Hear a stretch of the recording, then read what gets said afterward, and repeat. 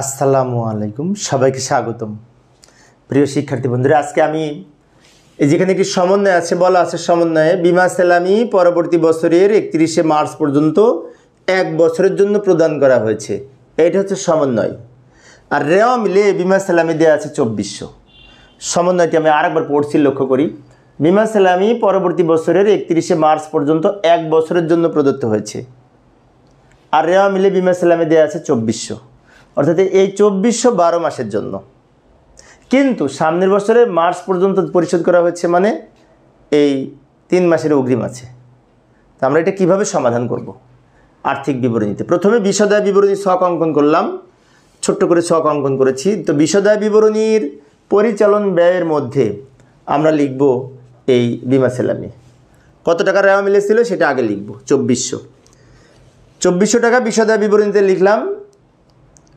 এখান থেকে অগ্রিম বাদ দিব, বাদ অগ্রিম বিমা সেলামি কত টাকা বিয়োগ করব, তাই না?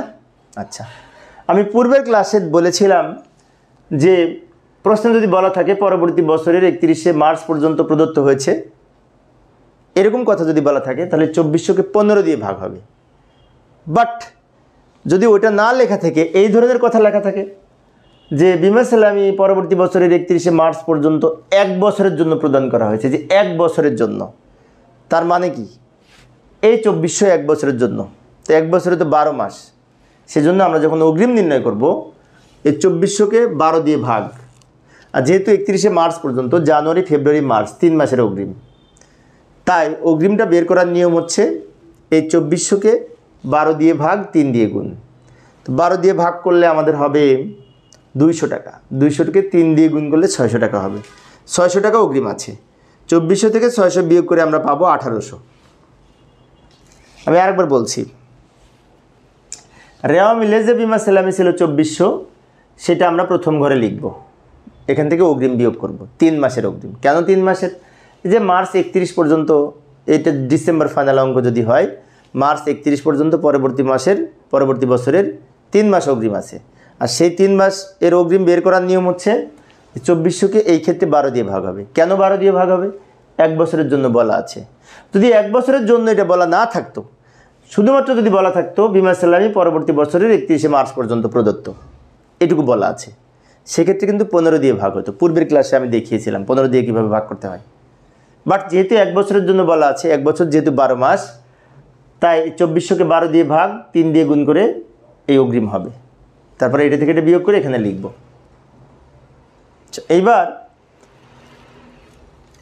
আর্থিক অবস্থার বিবরণী যদি করতে বলে, তো আর্থিক অবস্থার বিবরণীতেও কিন্তু এই অগ্রিম বিমা লিখতে হবে।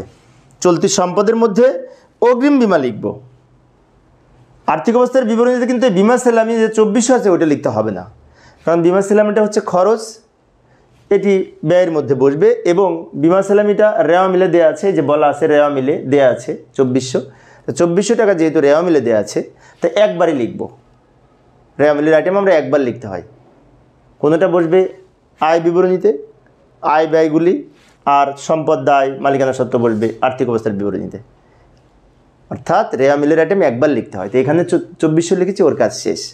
বাট 2400-র ভিতর থেকে যে অগ্রিম বের হলো 600 টাকা, এই 600 টাকা 2 জায়গায় লিখতে হবে। একবার বিমা সেলামি থেকে বিয়োগ করব, যেটি অলরেডি করেছি।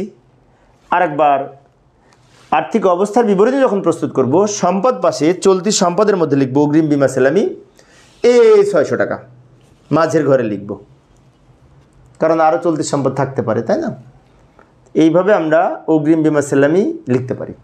তো প্রিয় শিক্ষার্থী বন্ধুরা, তোমরা হয়তো লক্ষ্য করেছো যে অগ্রিম বিমা সেলামি সম্পর্কে আমি 3-4টা ক্লাস আলোচনা করেছি, কারণ অগ্রিম বিমা সেলামি বিভিন্নভাবে থাকতে পারে, তাই বিভিন্নভাবে আমি আলোচনা করার চেষ্টা করেছি। তো আজকে এই পর্যন্তই। পরিশেষে সবাই ভালো থাকবে। খোদা হাফেজ।